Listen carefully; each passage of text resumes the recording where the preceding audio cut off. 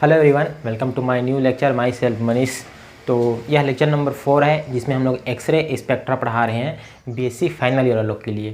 ठीक है, तो इस वाले लेक्चर में हमने क्या करने वाले हैं। इस लेक्चर में हमने कैरेक्टरिस्टिक एक्सरे स्पेक्ट्रा पढ़ेंगे। ठीक है, इसके पहले वाले लेक्चर में हमने अविरत एक्सरे स्पेक्ट्रा देखा था। ठीक, कंटिन्यूस एक्सरे स्पेक्ट्रा। इस वाले लेक्चर में हमने कैरेक्टरिस्टिक एक्सरे स्पेक्ट्रा देखेंगे। इसको हिंदी में क्या बोलते हैं? लाक्षणिक एक्सरे वर्णक्रम। ठीक है, तो सबसे पहले मैं हेडिंग डाल देता हूँ। तो हेडिंग क्या हो जाएगा?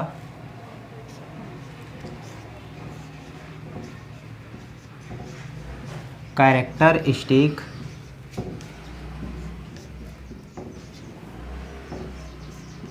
X ray spectra.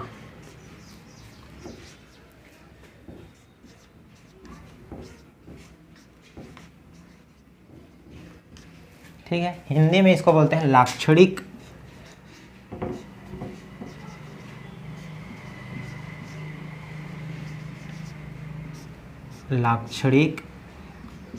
एक्स किरण वर्णक्रम।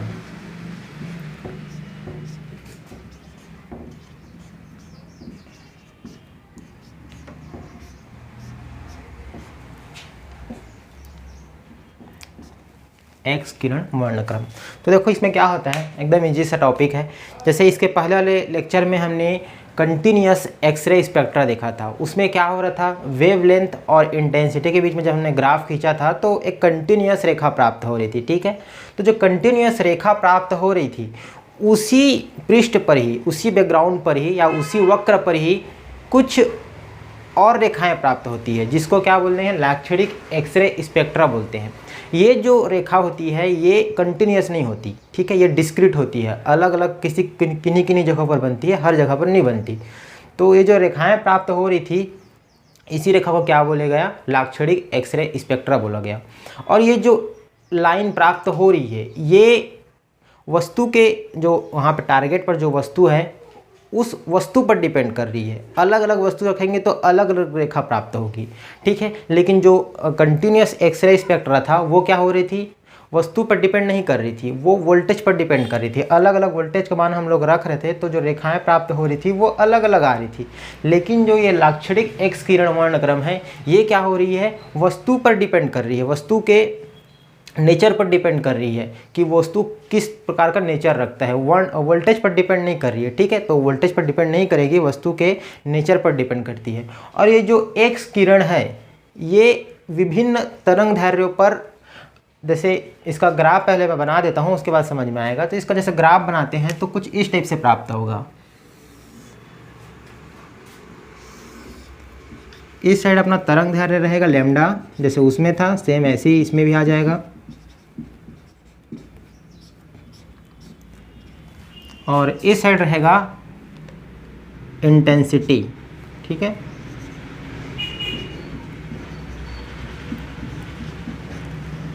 तीव्रता, एक्स किरण की तीव्रता।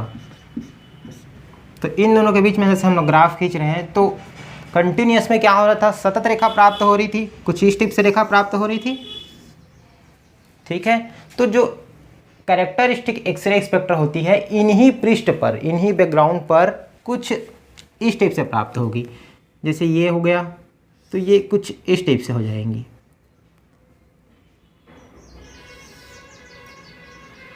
कहीं कहीं पर इंटेंसिटी बहुत बढ़ जाती है।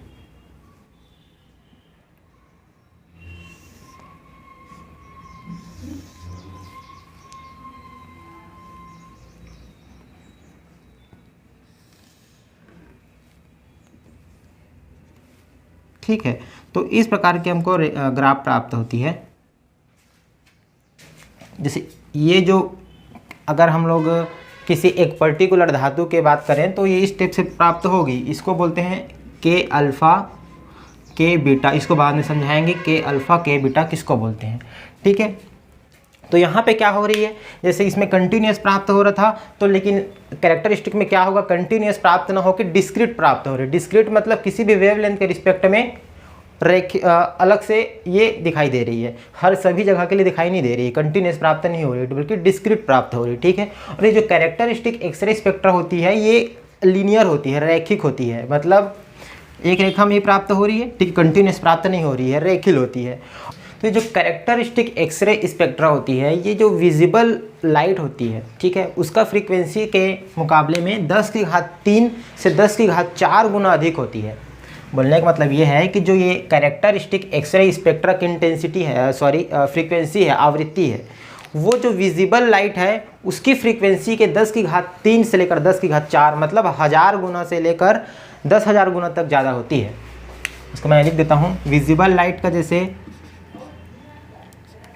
विजिबल लाइट के इंटेंसिटी से, फ्रीक्वेंसी मतलब आवृत्ति, ठीक है, इससे क्या होती है, 10⁻³ मतलब 1000, 10⁻⁴ गुना तक ज़्यादा होती है। यहाँ पे पूरा लिख देना, फ्रीक्वेंसी से 10⁻³ से 10⁻⁴ गुना ज़्यादा होती है, ठीक है। और ये जो कैरेक्टरिस्टिक एक्सरे स्पेक्ट्रा होती है, ये वोल्टेज पर डिपेंड नहीं कर रही है। किस पर डिपेंड कर रही है, जो वस्तु टारगेट पर जो धातु रखा गया है उसके नेचर पर डिपेंड कर रही है। अलग अलग धातु के लिए अलग अलग ग्राफ प्राप्त होता है, ठीक है। और जैसे आप ऐसा समझ सकते हो कि जैसे उसमें क्या हो रहा था, जैसे जैसे विभव का मान बढ़ा रहे थे, काइनेटिक एनर्जी इलेक्ट्रॉन का बढ़ रहा था, इलेक्ट्रॉन की गतिज ऊर्जा बढ़ते जा रही थी। तो जैसे जैसे हम लोग विभव का मान बढ़ाते जाएंगे, इलेक्ट्रॉन की गतिज ऊर्जा भी बढ़ते जाएगी, तो जो कैरेक्टरिस्टिक जो एक्सरे प्राप्त हो रही है, लाक्षणिक एक्सरे प्राप्त हो रही है, इसका मान भी क्या होते जाता है, ज़्यादा होते जाता है। तो ये कुछ कैरेक्टरिस्टिक के बारे में हो गया। स्टार्टिंग में डिटेल ग्राफ कुछ इसी टाइप से बनेगा, ठीक है। इसमें किसी पर्टिकुलर एक धातु के लिए लिए हैं, धातु का नाम आई थिंक एक बार रुको मैं बताता हूँ। ये जो ग्राफ प्राप्त हो रही है ना, ये जो हम लोग टारगेट पर टंगस्टन धातु रखे गए हैं उस पर जो लाक्षणिक रेखाएं प्राप्त हो रही है उसका ग्राफ है, ठीक है। जो टंगस्टन धातु रखा गया है उसके रिस्पेक्ट में ये जो ग्राफ प्राप्त हो रही है वो है। देखो अब ये जो लाक्षणिक रेखाएं हैं, ठीक है, ग्राफ तो बता दीजिए, ग्राफ तो बना दिए। ये जो लाक्षणिक रेखाएं हैं 2 प्रकार से प्राप्त हो सकती है, 2 कंडीशन में प्राप्त होती है, ठीक है। उसको मैं लिख देता हूँ। लाक्षणिक रेखाएं निम्न 2 कंडीशन में प्राप्त होती है, निम्न 2 परिस्थिति में प्राप्त होती है। कौन कौन सी 2 परिस्थिति में प्राप्त होती है भाई? तो देखो, सबसे पहला, यदि इलेक्ट्रॉन की गतिज ऊर्जा कम है मान लो, या विभव की मान कम है, ठीक है, तो इलेक्ट्रॉन की गतिज ऊर्जा भी मान कम होगी। तो जब गतिज ऊर्जा की मान कम है तो क्या होगा, टारगेट पर धीरे से टकराएगी, धीरे से टकराएगी तो क्या प्राप्त होगा, कोमल एक्स किरणें प्राप्त होंगी। तो जो कोमल एक्स किरणें प्राप्त हो रही है, इसका मतलब यह है कि जो लाक्षणिक रेखाएं प्राप्त होगी वो भी क्या होंगी, कोमल लाक्षणिक रेखाएं प्राप्त होंगी, ठीक है। यदि यहाँ पे लिख देता हूँ मैं, कोमल एक्स किरण के संगत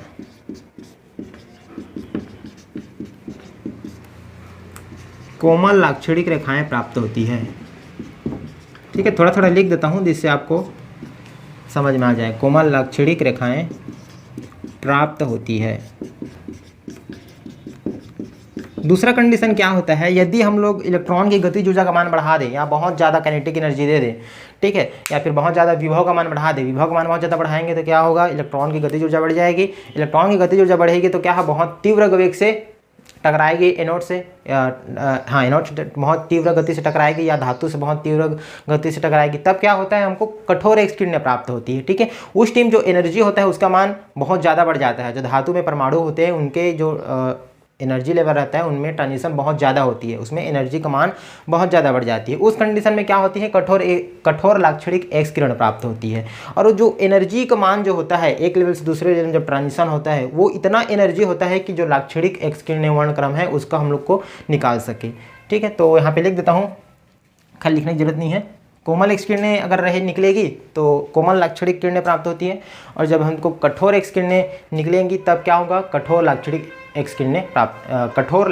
एक्स किरणें वर्णक्रम प्राप्त होती है, ठीक है। अब जैसे होता क्या है, इसको ऐसा समझो, जैसे बहुत ज़्यादा हाई एनर्जी हो गया, बहुत ज़्यादा हाई एनर्जी इलेक्ट्रॉन का हो गया, गतिज ऊर्जा बहुत ज़्यादा बढ़ गया, तो क्या होगा, टकराएगा इलेक्ट्रॉन से, धातु से टकराएंगे। अब उसके इलेक्ट्रॉन क्या हो जाएंगे, एक्साइटेड हो जाएंगे। एक्साइटेड होंगे तो होता क्या है, जैसे मान लो कोई भी धातु हो गया, ठीक है, जैसे टंगस्टन की ही बात करें तो मान लो इसका एक ये नाभिक हो गया, इसका ये फर्स्ट कक्षा हो गया, सेकंड कक्षा हो गया, ये थर्ड कक्षा हो गया, ठीक है। इसमें क्या होते हैं, 2 इलेक्ट्रॉन रहते हैं प्रथम कक्षा में, इसको K बोलते हैं, इसको L बोलते हैं, इसको M बोलते हैं। फर्दर और आगे जाएंगे तो NOP ऐसा होता है, ठीक है। तो KL मान इसमें 2 इलेक्ट्रॉन हो गए, इसमें 8 इलेक्ट्रॉन रहते हैं, ठीक है। 3 4 ये 5 ये 6 ये 7 और ये 8। उस प्रकार इसमें कितने 18 इलेक्ट्रॉन होते हैं, ठीक है। तो इसको बना नहीं रहा हूँ, 18 इलेक्ट्रॉन होते हैं, ठीक है। तो देखो जैसे जब इलेक्ट्रॉन मान लो आ रही है बहुत तीव्र गति से ऐसे करके, ठीक है, यहाँ पे इसके पास काइनेटिक एनर्जी रहेंगी इलेक्ट्रॉन के पास, तो क्या करती है, जो ये धातु में जो परमाणु, धातु के परमाणु में जो इलेक्ट्रॉन होते हैं इनसे टकराएगी तो क्या होता है, ये जैसे ही इनसे टकराई यहाँ पर ये जो इलेक्ट्रॉन है ये बाहर निकलकर इधर चले जाती है, ठीक है। और उसके बाद जो ये इलेक्ट्रॉन है, जो ये वाले इलेक्ट्रॉन है जिधर से आ रही है, ये क्या होती है, इसमें थोड़ा सा एनर्जी में कमी हो जाती है, एनर्जी में कमी होगी, उसके बाद इसका डायरेक्शन चेंज हो जाता है, तो ये इधर चली जाती है, ठीक है। अब देखो यहाँ पे जैसे इलेक्ट्रॉन टकराया तो यहाँ पे क्या हो जाती है, एक होल क्रिएट हो जाती है, वैकेंसी क्रिएट हो जाती है, रिक्तता आ जाती है इलेक्ट्रॉन की जगह में, ठीक है। तो इस इलेक्ट्रॉन को भरने के लिए क्या करते हैं, इधर के इलेक्ट्रॉन यहाँ पास आते हैं, या तो ये इलेक्ट्रॉन आ सकती है, या तो ये M कक्षा में जो इलेक्ट्रॉन है ये आ सकती है, या फर्दर और मान लो जो कक्षा बनाते हैं N बनाते हैं उसमें से इलेक्ट्रॉन भी आ सकती है, O कक्षा बनाएंगे तो उसमें से भी इलेक्ट्रॉन आ सकती है, ठीक है। तो अलग अलग कक्षाओं से इलेक्ट्रॉन क्या हो सकती है, यहाँ पे आके भरेंगी इसको। उसके बाद क्या होता है, देखो जैसे मान लो L कक्षा की जो इलेक्ट्रॉन आके भर रही है, ठीक है, जब L कक्षा के इलेक्ट्रॉन आके भरेंगे तो उसको बोलते हैं L अल्फ़ा, ठीक है। मान लो M कक्षा आके M कक्षा के इलेक्ट्रॉन आके इसको फिल करेंगी तो उसको बोलते हैं इसको बोलते हैं K अल्फ़ा। चूँकि ये K कक्षा की इलेक्ट्रॉन का रिक्तता आ रही है तो K अल्फ़ा बोलेंगे। मान लो M कक्षा का इलेक्ट्रॉन इसको फिल करेंगे तो उसको बोलेंगे K बीटा। मान लो और आगे बनाते हैं, अब ये N कोस हो गया, ये N कक्षा हो गया, इसमें का इलेक्ट्रॉन इसको फिल करेंगे तो उसको बोलते हैं K गामा, ठीक है। तो इस टिप से ये अलग अलग रेखाएं प्राप्त होती है। मान लो यदि ये इलेक्ट्रॉन K कक्षा के इलेक्ट्रॉन से न टकरा के L कक्षा के इलेक्ट्रॉन से टकराती है, मान लो, ठीक है। अब क्या हो रहा है, अब इसको मिटा के थोड़ा दूसरा बताता हूँ। जैसे यहाँ पे K कक्षा के इलेक्ट्रॉन था, इससे न टकरा के यदि L कक्षा के इलेक्ट्रॉन से टकराती है, मान लो, ठीक है, जैसे ये ऐसा टकराई, ठीक है, तो अब ये इलेक्ट्रॉन क्या हो जाएंगी, निकल के बाहर चले जाएंगी, ये वाला इलेक्ट्रॉन तो वैसे ही रहेगा, ठीक है। तो ये कुछ इस टाइप से, मान लो ये इलेक्ट्रॉन निकल के इधर बाहर चली गई, अब ये जो इलेक्ट्रॉन पहले से थी इसका डायरेक्शन चेंज होके कुछ इधर आ जाएगा, समझ लो, ठीक है।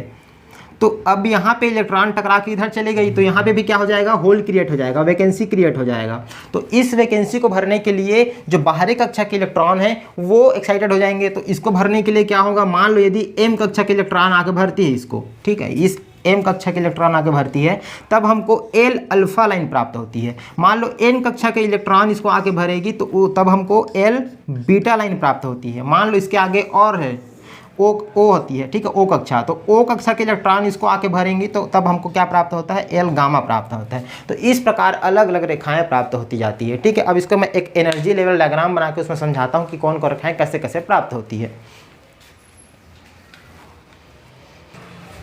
तो देखो जो एनर्जी लेवल डायग्राम कैसे बन जाएगा, तो सबसे नीचे में हम लोग का आ जाएगा K कक्षा, ठीक है, उसके ऊपर में रहती है L कक्षा, उसके ऊपर में आ जाएंगे KLM M कक्षा, उसके ऊपर में रहती है N, ठीक है, फर्दर और आगे इधर O रहेंगी और उसके ऊपर P रहती है। तो देखो जैसे ये K पहला कक्षा हो गया जिसमें 2 इलेक्ट्रॉन रहते हैं, मान लो इलेक्ट्रॉन इस वाले कक्षा के इलेक्ट्रॉन से टकराती है तो वहाँ पे वैकेंसी क्रिएट हो जाएगी K कक्षा में। तो इसको फिल करने के लिए L कक्षा के इलेक्ट्रॉन आके ट्रांजिशन करेंगे L से K में, तब जो रेखाएं प्राप्त होती है इसको बोलते हैं K अल्फ़ा,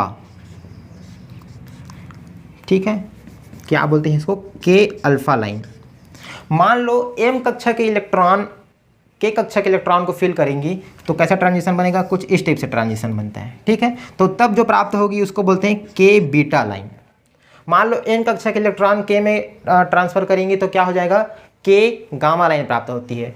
ठीक है, तो इस प्रकार से ग्राफ बनेगी, इस प्रकार से लाइन प्राप्त होती है। यदि मान लो एल कक्षा के इलेक्ट्रॉन टारगेटेड होते हैं, एल कक्षा के इलेक्ट्रॉन में रिक्तता आती है, तो अब जब एम कक्षा के इलेक्ट्रॉन आके भरने लगेगा तो ये यहाँ पे क्या प्राप्त होंगी, एल अल्फा लाइन। एन कक्षा के इलेक्ट्रॉन आके भरेंगे मान लो तो ये प्राप्त होता है एल बीटा लाइन। ठीक है, यदि मान लो एम कक्षा के इलेक्ट्रॉन में रिक्तता आती है तो उसको फिल कौन सा करेंगे, एन कक्षा की फिल करेंगे, तो यहाँ पे प्राप्त होती है एम अल्फा लाइन, ओ से आ जाएगी यहाँ पे, तो इसको बोलते हैं एम बीटा लाइन। इस प्रकार से हमको रेखाएं प्राप्त होती जाती है। ध्यान रखना जो ये के अल्फा लाइन है, ठीक है, अब इसमें कुछ थोड़ा प्रॉपर्टीज होती है उसको बता देते हैं। ये जो के अल्फा लाइन है इसमें क्या हो रही है, देखो इस एनर्जी लेवल से इस एनर्जी लेवल में आ रही है, मतलब एक ही एनर्जी लेवल का यहाँ पे जितना डिफरेंस है, ठीक है, ये जो डेल ई का मान है एनर्जी लेवल में डिफरेंस, और यहाँ पे क्या हो रही है, के बीटा में इस एनर्जी लेवल से इस एनर्जी लेवल में आ रही है, मतलब यहाँ पे एनर्जी लेवल में डिफरेंस कितना हो रही है, 2 एनर्जी लेवल के बराबर हो रही है। ठीक है, जो भी यहाँ पे एनर्जी लेवल का मान रहेगा उसमें डिफरेंस रहेगी, तो जाहिर सी बात है इसमें डेल ई का मान क्या है, कम है, इसमें डेल ई का मान ज़्यादा है, तो के अल्फा लाइन में के बीटा लाइन से एनर्जी क्या होती है, कम खपत होती है, या फिर कम एनर्जी का नुकसान होता है, ऐसा समझ सकते हो। और ठीक है, मतलब बोलने का मतलब है कि के अल्फा लाइन की जो ऊर्जा है वो के बीटा लाइन की ऊर्जा से कम होगी। ठीक है, इसको मैं थोड़ा सा समझाता हूँ, जिससे अभी इसी के बारे में बात करते हैं, इसको अभी भूल जाओ, इन दोनों के बारे में बात करते हैं। ठीक है, तो ये के अल्फा लाइन हो गया, ये के बीटा लाइन हो गया। तो के अल्फा लाइन के लिए एनर्जी का मान क्या होगा, कम होगा। ठीक है, तो इसमें मैं क्या लिख देता हूँ, एनर्जी कम होंगी, और इसके लिए एनर्जी क्या होंगी, ज़्यादा होंगी। यहाँ पे डायग्राम में भी देख सकते हो, चूँकि यहाँ पे इस लेवल से यहाँ पे आ रहा है तो एनर्जी ज़्यादा लग रहा है, इस लेवल से यहाँ पे आएगा तो एनर्जी कम लगेगा। अब एनर्जी के बारे में बात हो गया, तो जाहिर सी बात एनर्जी कम लग रही है, मतलब तरंग दैर्घ्य भी क्या होगा, ज़्यादा होगा।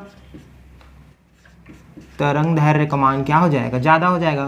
कम एनर्जी लग रही है तो तरंग दैर्घ्य ज़्यादा आएगा भाई, तरंग दैर्घ्य ज़्यादा, और यहाँ पे तरंग दैर्घ्य का मान क्या हो जाएगा, कम हो जाएंगे।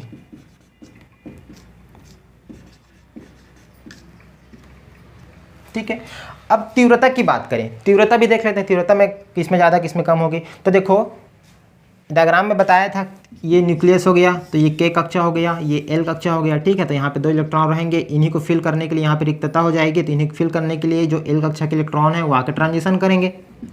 तो आप लोग बताओ, ये एम कक्षा हो गया, ठीक है, ये एम कक्षा, तो यहाँ से फिल कर रही है तो एल अल्फा प्राप्त हो रही, के अल्फा प्राप्त हो रही है। अब एम कक्षा से फिल करेंगे तो एम से फिल करेंगे तो ये यहाँ पे के बीटा प्राप्त होगी। तो जाहिर सी बात है के अल्फा लाइन को ट्रांजिशन करने के लिए सिर्फ कम एनर्जी, मतलब ज़्यादा एनर्जी नहीं लग रही है, कम एनर्जी लग रही है।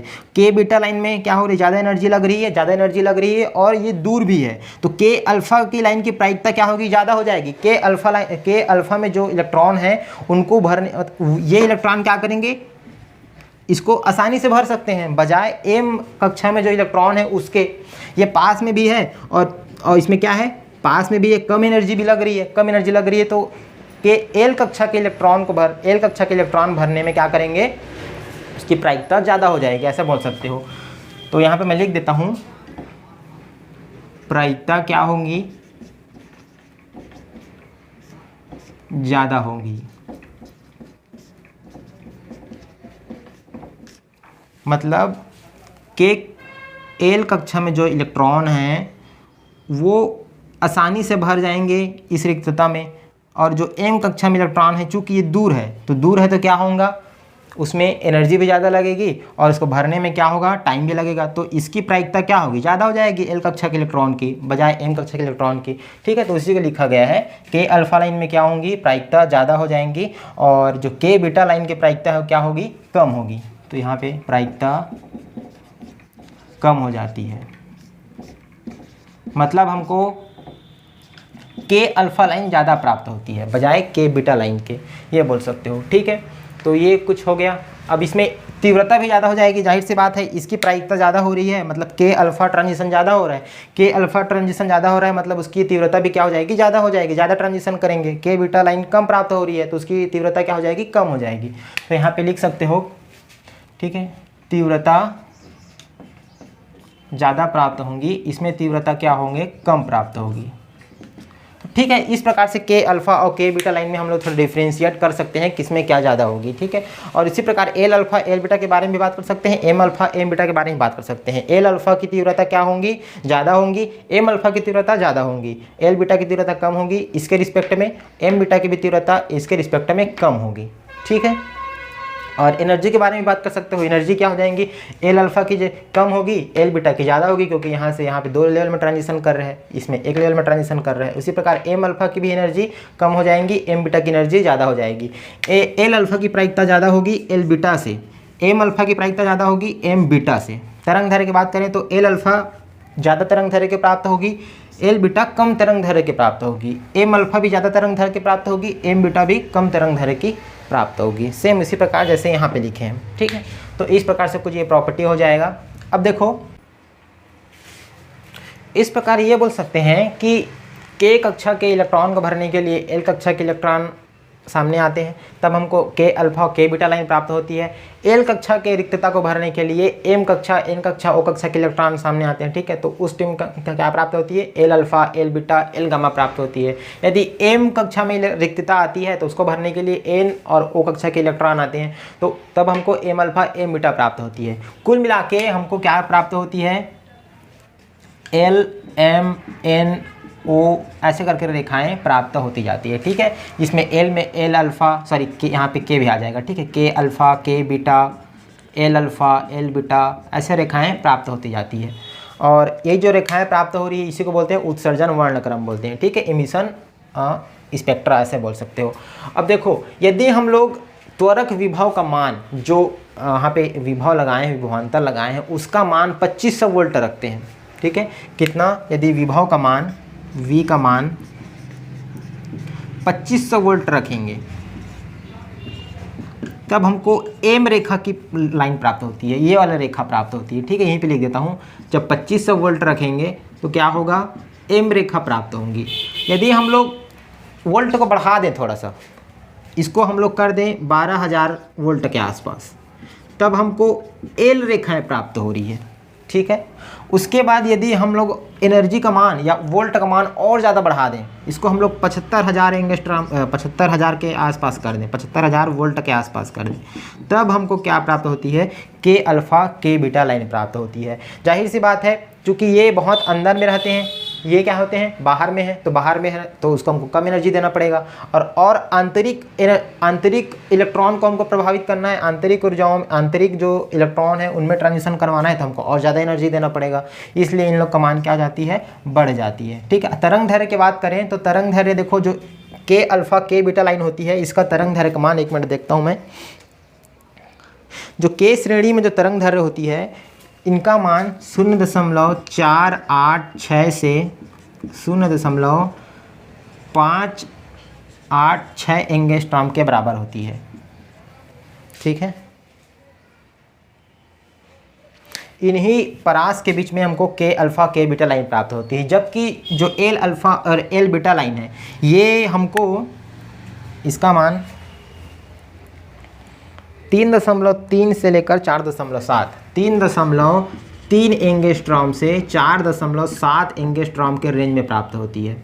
ठीक है, मतलब इन दोनों में क्या, इसमें क्या होती है, तरंग दैर्घ्य का मान ज़्यादा होती है और इनमें तरंग दैर्घ्य का मान या वेवलेंथ का मान कम होती है। ठीक है, तो ये कुछ हो गया। अब क्या करते हैं हम लोग, पर्टिकुलर एनर्जी का एनर्जी लेवल निकालते हैं। एनर्जी लेवल में फिर डिफरेंस देख लेंगे, छोटा सा एक फार्मूला आता है, वो फार्मूला देख लेते हैं क्या हो जाता है। तो इसको मिटा देता हूँ।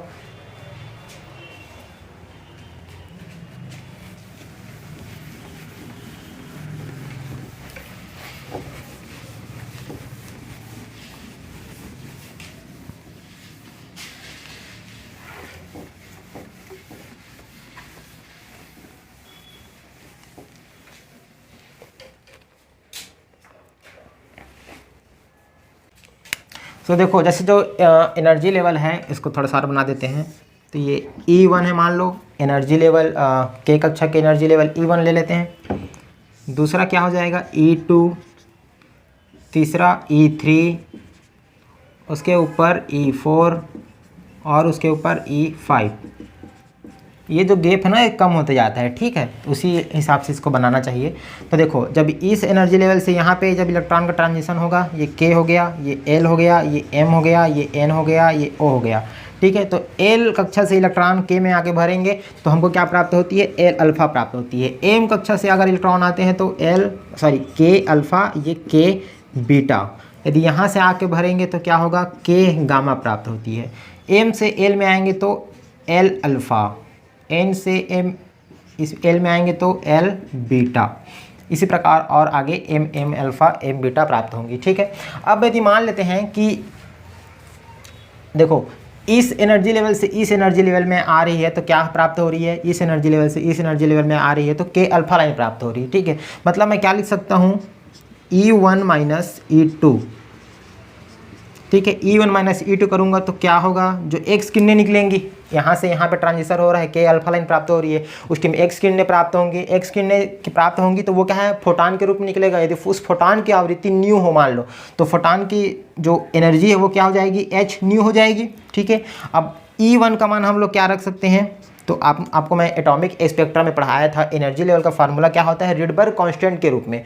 रिडबर्ग कांस्टेंट के रूप में हम लोग तो निकाले थे RCH/Z, तो यहाँ पे Z इफेक्टिव हो जाएगा और नीचे में रहता था N1 स्क्वायर, ठीक है, जो भी एनर्जी लेवल है उसका। ये फार्मूला हम लोग ने पढ़ा था एटॉमिक स्पेक्ट्रम में। तो ये E1 का मान हो जाएगा। यदि E2 के बारे में बात करें तो क्या हो जाएगा, RCH/Z effective upon N2 square, ठीक है। यहाँ पे R क्या था, R जो था रिडबर्ग कांस्टेंट था। R क्या था, रिडबर्ग कांस्टेंट, इसको मैं पहले बता चुका हूँ, ठीक है, एटॉमिक स्पेक्ट्रम में। इसका मान जो होता है I think 1.7 into 10 to power, देख लेता हूँ एक बार, इसका मान 1.1 गुणा 10⁻7 मीटर इनवर्स, इतना होता है, ठीक है। C का मान क्या होता है, 3 गुणा 10⁸8 मीटर पर सेकेंड होता है, ये आपको पता होगा। और H क्या है, प्लांक नियतांक है, जिसका मान 6.6 गुणा 10⁻34 जूल पर सेकेंड होता है, ठीक है, जूल पर सेकेंड। और यहाँ पे J इफेक्टिव क्या है, सबसे important J effective. J effective को बोलते हैं हम लोग, इसको बोलते हैं electronic nuclear charge, electronic nuclear charge. Hindi में इसको बोलते हैं आई थिंक, हिंदी में इसको बोलते हैं प्रभावी नाभिकीय आवेश, ठीक है, प्रभावी नाभिकीय आवेश। जो J इफेक्टिव होता है वो कैसे होता है, जैसे J इफेक्टिव में क्या होता है, जैसे टारगेट पे बम्बार्डमेंट हुआ, इलेक्ट्रॉन वहाँ पे से क्या होंगे, उत्सर्जित होंगे।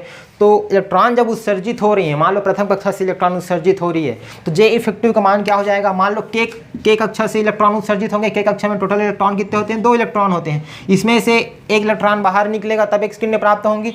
तो उस टाइम J इफेक्टिव का मान कितना हो जाएगा, 2-1, ठीक है, मतलब 1 किलो हो जाएगा। यदि मान लो L कक्षा से इलेक्ट्रॉन निकलती है तो L कक्षा में टोटल कितने इलेक्ट्रॉन हो जाएंगे, मतलब अब L की बात कर रहे हैं तो K और L दोनों जुड़ेंगे, ठीक है। तो K में 2 और L में 8, 8 2 10, टोटल 10 इलेक्ट्रॉन। तब उसमें से जब इलेक्ट्रॉन बम्बार्डमेंट होगा तो 1 इलेक्ट्रॉन बाहर निकल जाएगा, तो टोटल J इफेक्टिव का मान कितना हो जाएगा, 10 में से 1 जाएगा तो 9, ठीक है। तो कितना बन जाएंगे, 9। मतलब इसको ऐसे लिख सकते हो, J-1 हो जाएगा, यहाँ पे Z-1 हो जाएगा। तो इस टाइप से यहाँ पे हो जाएगा, ठीक है। सॉरी, यहाँ पे क्या हो जाएंगे, देखो यहाँ पे 2 इलेक्ट्रॉन होते हैं तो 1 इलेक्ट्रॉन बाहर निकलेगा तो क्या हो जाएगा, J-1 हो जाएंगे। यहाँ पे J इफेक्टिव कितना हो जाएगा, J इफेक्टिव मतलब जितना इलेक्ट्रॉन निकल रहे हैं वो, ठीक है।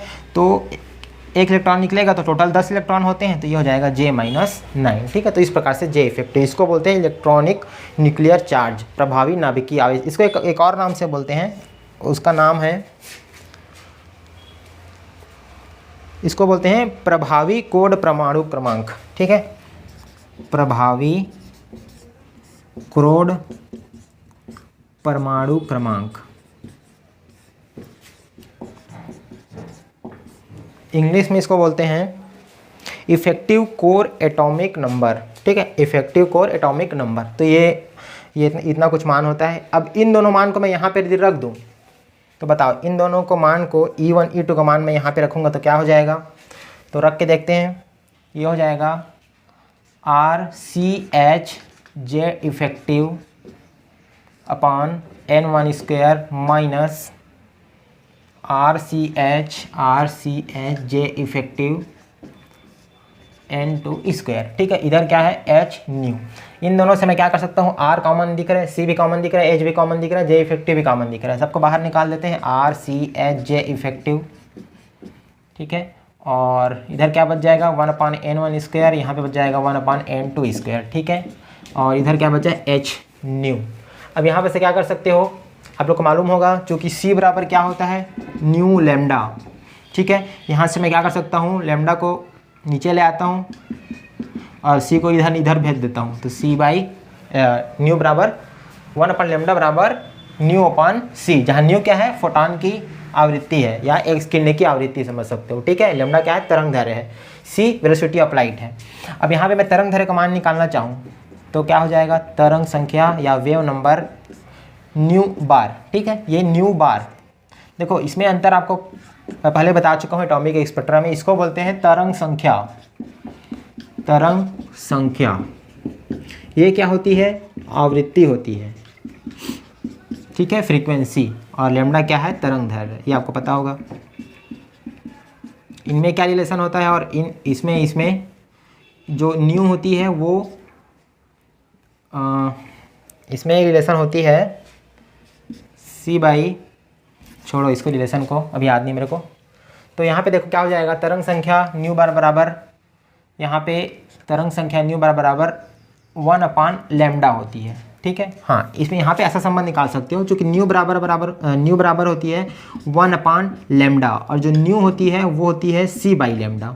ठीक है, यहाँ से निकाल सकते हो न्यू बराबर C/λ, लैम्डा इधर भेज देंगे। ठीक है, तो ये कुछ इस टाइप से रिलेशन होती है। और इन दोनों के बीच में रिलेशन निकालना चाहो तो क्या लिख सकते हो, क्योंकि C × 1/λ लिख सकते हो, ये हो जाएगा C, और 1/λ की जगह में क्या आ जाएगा, न्यू बार आ जाएगा, तो ये हो जाएगा न्यू बार। मतलब जो न्यू होता है वो होता है न्यू C बार। ठीक है, तो ये ऐसा फार्मूला निकाल सकते हो। खैर इतना सब जरूरत नहीं है, यहाँ पर समझो न्यू बार बराबर क्या हो जाएगा 1/λ। ठीक है, इसको मैं क्या लिख सकता हूँ, 1/λ को यहाँ से मैं न्यू अपॉन C, ये हो जाएगा न्यू अपॉन C। ठीक है, इसको मिटाता हूँ। ठीक है, न्यू अपॉन C। अब यहाँ से न्यू अपॉन C इसको दे दो समीकरण नंबर 2, यहाँ से जो आया था इसको दे दो समीकरण नंबर 1। ठीक है, न्यू अपॉन C का मान मैं यहाँ से भी निकाल सकता हूँ समीकरण 1 से। तो देखो इसको कैसे निकाल सकता हूँ समीकरण 1 से, बताओ। यहाँ से मैं H और H काट सकता हूँ, कट गया। उसके बाद C को मैं क्या करता हूँ, इसके नीचे भेज देता हूँ। तो बताओ यहाँ से क्या बन जाएगा, RJ इफेक्टिव, और इधर है 1/N1 square minus 1/N2 square. ठीक है, यहाँ पे है न्यू, और इधर से मैं C को नीचे भेज दिया, तो ये हो जाएगा C। इसको दे दो समीकरण नंबर 3। समीकरण 2 समीकरण 3 को ध्यान से देखने पे क्या पता चल रहा है, दोनों का RHS क्या है, बराबर है। तो कुल मिलाकर मैं क्या लिख सकता हूँ, LHS को बराबर लिख सकता हूँ। तो न्यू बराबर या तरंग संख्या बराबर न्यू बार बराबर 1/λ इक्वल टू, इसके बराबर हो जाएगा RZ effective 1/N1 square minus 1/N2 square. ठीक है, ये हमारा क्या आ गया, फार्मूला आ गया। इसी से हम लोग क्या कर सकते हैं, तरंग संख्या का मान निकाल सकते हैं लाक्षणिक एक्सरे स्पेक्ट्रम में। ठीक है, तो ये पूरा लेक्चर हो गया कंप्लीट। इसमें सबसे पहले क्या किए, थोड़ा सा लाक्षणिक एक्सरे स्पेक्ट्रा के बारे में बता दिए, क्या क्या होता है, इसका डिफिनेशन वगैरह, इसमें क्या क्या क्वालिटी होता है वो बता दिए।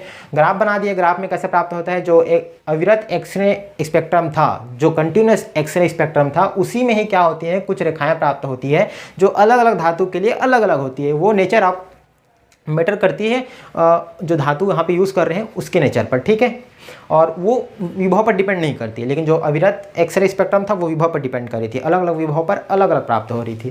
तो ये इसके बारे में कुछ थोड़ा बता दिए, ग्राफ बना दिए। ग्राफ में ये जो रेखाएं प्राप्त हो रही है ना, ये क्या है, टंगस्टन धातु के लिए K alpha K beta line, इसको बोलते हैं लाक्षणिक एक्स किरण। ठीक है, ये जो प्राप्त हो रही है इसी को बोलते हैं लाक्षणिक रेखाएं। ठीक है, इधर तरंग दैर्घ्य का मान बढ़ते जाएगा। ये जो प्राप्त हो रही है ये अलग अलग तरंग दैर्ध्य प्राप्त हो रही है, और रेखिक वर्णक्रम प्राप्त हो रही है, लीनियर वर्णक्रम प्राप्त हो रही है, और तरंग दैर्ध्य का मान क्या हो रही है, अलग अलग पॉइंट पर प्राप्त हो रही है। इसलिए डिस्क्रीट तरंग दैर्ध्य पर अलग अलग तरंग दैर्ध्य पर रेखाएं प्राप्त होती है। तो ऐसा कुछ प्रॉपर्टीज इसका बोल सकते हो, ग्राफ में थोड़ा सा इसका एक्सप्लेनेशन कर सकते हो। उसके बाद क्या कर सकते हो, थोड़ा सा एक्सप्लेन करना पड़ेगा कि उसमें कैसे कैसे ट्रांजिशन होता है। तो ट्रांजिशन के लिए क्या करोगे, उससे पहले कि कैसे लाक्षणिक एक्सकिरण प्राप्त होती है। तो दो प्रकार से प्राप्त हो सकती है। मान लो यदि कम एनर्जी वाला इलेक्ट्रॉन ट्रांजिशन करेगा तो कोमल लाक्षणिक एक्सकिरणें प्राप्त होंगी, और यदि हाई एनर्जेटिक जब बम्बार्डमेंट होगा तो क्या होंगी, हमें कठोर लाक्षणिक एक्सकिरणें प्राप्त होंगी। उस टाइम क्या होगा, कोष में जो इलेक्ट्रॉन है उसी से टकराएगी, तो उससे रिक्तता उत्पन्न हो जाती है। रिक्तता उत्पन्न होती है तो उसको फिल करने के लिए जो ऊपर वाले लेवल के जो इलेक्ट्रॉन है वो आके उसको फिल करते हैं। मान लो K कक्षा में रिक्तता आई तो उसको L कक्षा का फिल करेगा, M कक्षा का इलेक्ट्रॉन फिल कर सकता है, N कक्षा का इलेक्ट्रॉन फिल कर सकता है। लेकिन प्रोबेबिलिटी किसकी ज़्यादा होगी, जो उसके पास में है। मतलब K कक्षा में रिक्तता आ रही है तो उसको फिल करने के लिए L कक्षा के इलेक्ट्रॉन आएंगे, ठीक है। तो L कक्षा से इलेक्ट्रॉन आ रहे हैं तो L अल्फा प्राप्त होंगी, M कक्षा से इलेक्ट्रॉन आएंगे तो K अल्फा और K बीटा प्राप्त होंगी। उसी प्रकार फर्दर और आगे प्राप्त होते जाती है, ठीक है। उन दोनों उसके बाद क्या किए, उनमें थोड़ा सा रेखाएं में हमको उसका प्रॉपर्टीज़ बता दिए, कौन कौन से रेखाएं किस में वेवलेंथ ज़्यादा होगी, किस में प्रायिकता ज़्यादा होगी, किस में तीव्रता ज़्यादा होगी, ठीक है, ये सब बता दिए थे। उसके बाद थोड़ा मैथमेटिकल फार्मूला निकाल सकते हैं तरंग संख्या के लिए। तो उसके लिए E1 और E2 ले लिए, E1 E2 में क्या कर दिया, उनको माइनस करेंगे तो जो h न्यू होगा, जो फोटान की या जो एक्स किरणें हैं उसकी एनर्जी के बराबर होगी, तो h न्यू के बराबर होगी। उनमें E1 और E2 का मान हम लोग रख दिए। E1 और E2 का मान ये मैं तुमको एटॉमिक स्पेक्ट्रम बता चुका हूँ, ठीक है। हमको R के फार्मूला के रूप में बताना है, रिडबर्ग कांस्टेंट के रूप में बताना है। तो उसका फार्मूला होता है RCH J effective square minus upon यहाँ पे J इफेक्टिव स्क्वायर होता है यार, यहाँ पे J इफेक्टिव स्क्वायर होता है, ठीक है, इसको लिख लेना। यहाँ पे भी J इफेक्टिव स्क्वायर ये स्क्वायर है, ठीक है। तो ये छोटा सा मिस्टेक था। तो उसके बाद बता दी कौन कौन सा क्या क्या होता है, उसके बाद मान रख के देख लिए। फिर यहाँ पे थोड़ा सा रिलेशन देख लेना, तरंग संख्या का मान निकालना है तो न्यू बार बराबर 1/λ इक्वल टू न्यू अपॉन सी। तो न्यू अपॉन सी यहाँ इस फार्मूला से भी निकाल सकते हैं। तो वहाँ से मान निकाल के दोनों साइड को बराबर कर दिए तो हमको हमारे पास क्या निकल गया, तरंग संख्या का मान निकल गया, 1/λ का मान निकल गया, ठीक है। तो ठीक है, ये एक पूरा कंप्लीट हो गया टॉपिक। देख लेना, समझ में आ गया होगा, बुक एक बार जरूर पढ़ना, तब और अच्छे से क्लियर हो जाएगा। और ये पूरा कंप्लीट हो गया कैरेक्टरिस्टिक एक्सरे स्पेक्ट्रा। इसके बाद नेक्स्ट टॉपिक में क्या करने वाले हैं, मोस्ले लॉ पढ़ेंगे, जो कि बहुत ही IMP टॉपिक है। इस पूरे चैप्टर का सबसे ज़्यादा इंपॉर्टेंट टॉपिक है, वो समझ लो, मोस्ले लॉ, ठीक। तो उसको देख लेंगे, फिर और आगे उसके बाद देखते जाएंगे। तो ठीक है, इस लेक्चर को मैं ओवर करता हूँ। पसंद आ रहा हो तो लाइक शेयर सब्सक्राइब कर सकते हो, नहीं आ रहा हो तो डिसलाइक कर देना, और दोस्तों में शेयर कर सकते हो, ठीक है। मिलेंगे फिर नेक्स्ट लेक्चर में। Thank you, bye bye.